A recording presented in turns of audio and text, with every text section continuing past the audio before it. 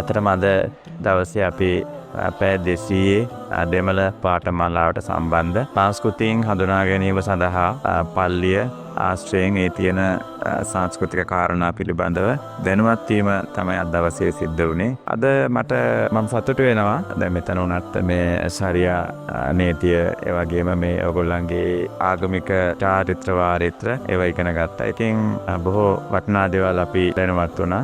ඉතින් මම ස්තුතිවන්ත වෙනවා ඔබ සියලු දෙනාටම. ඉස්ලාමීය කියලා කියන්නේ මම හඳුනාගත් විදියට සමාජ ක්‍රමයක්.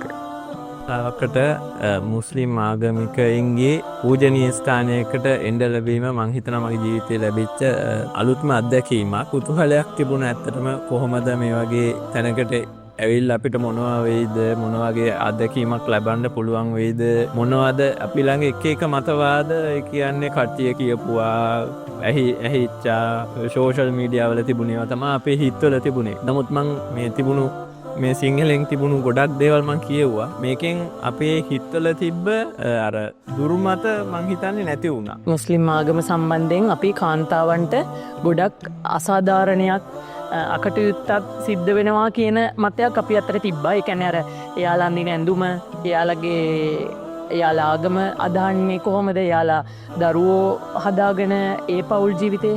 හැබැයි අපේ මේ අපිට පාඩම කියලා දීපු මෞලවීතුමා බොහොම හොඳට බොහොම කරුණු සහිතව බොහොම හොඳට අපිට ඒක පැහැදිලි කරලා දුන්නා.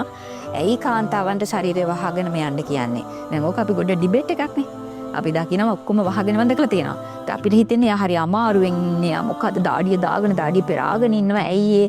ඉතින් අද ඒවා අපි ක්ලැරිෆයි කරගත්තා. මද්රසා පාසල් කියන්නේ වෙනම අපි කතාවක් කිව්වේ. නමුත් අපේ දහම් පාසල වගේම තව දෙයක් තමයි මද්රසා පාසල කියන්නේ.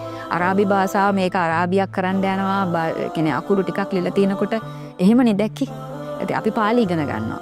ඔයගොල්ලෝ අරාබි ඉගෙන ගත්තට ඉතින් ඒක කමක් නැහැ නේද?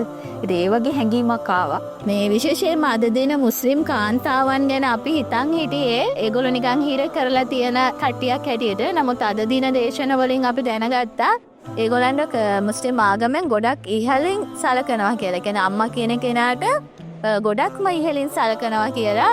ඒ වගේම කාන්තාවට හොඳම ආරක්ෂාවක් මේ ආගම තුල තියෙනවා කියන එක තමයි අද වැඩසටහනින් අපි දැනගත්තේ. කියන අපිට ගොඩක් සතුටුයි.